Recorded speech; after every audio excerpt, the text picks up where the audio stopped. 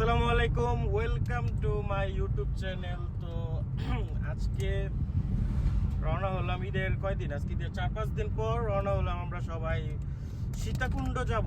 তো এখন যাত্রাপথে আছি, সবাই সাথেই থাকুন এবং আশা করি ব্লগটা এনজয় করবেন। কথা বল দিত না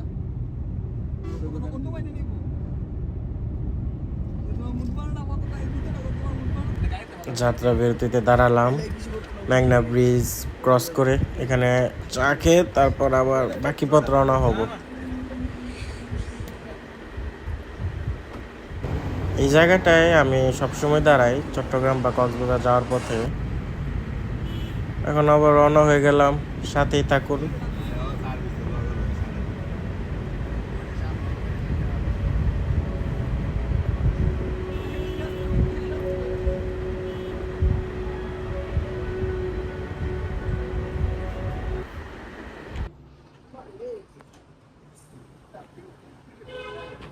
ফয়েজ 12 এই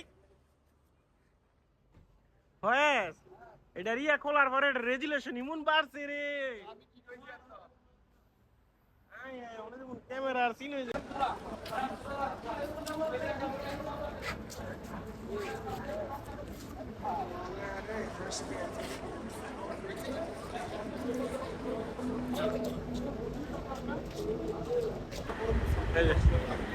রাতের জন্য একটু ক্ষুধা লাগিয়ে গেছিল আর কি। 200 টাকা দিয়ে একটা স্যান্ডউইচ নিলাম। স্যান্ডউইচের দাম অবশ্য 200 টাকা না, শুধু 80 টাকা।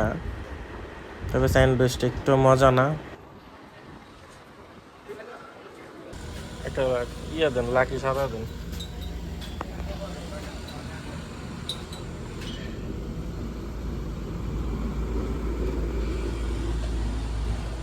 সীতাকুণ্ড প্রায় এসে পড়েছি।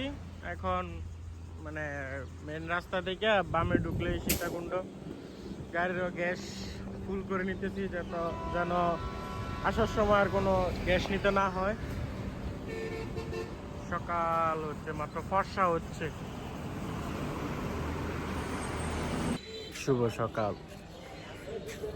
সকাল সকাল এসে পৌঁছালাম সীতাকুণ্ড। এইখান থেকে দেখেন, আপনাদের দেখায় সীতাকুণ্ড পাহাড়টা।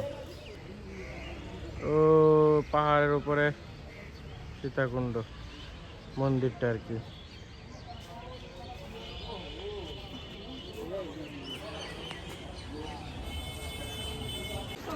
সকাল বাজে প্রায় 7টা। সকাল সকালে রওনা হয়ে যাচ্ছি পাহাড়ের পথে। তবে আমি টেরও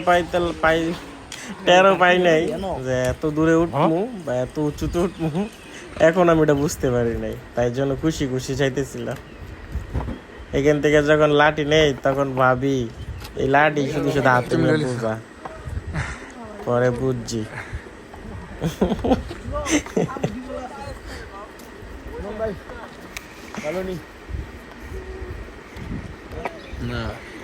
গাইস 20% মানে 10% রাস্তা উঠার পর আমার অবস্থা গাইমে আমি শেষ।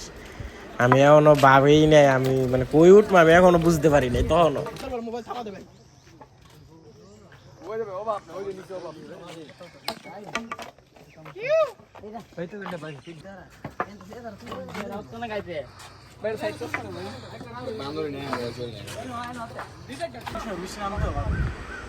আমি শেষ।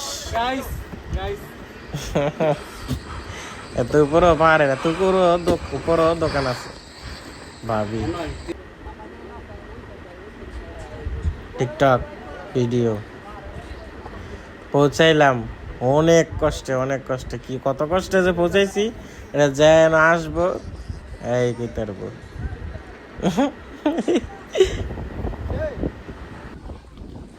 এই পাহাড় জার্নি করে আমার শরীরের 1 ফুটও শক্তি নেই। তো আজকের ব্লগটি এই পর্যন্ত। আশা করি সবাই ভালো থাকবেন।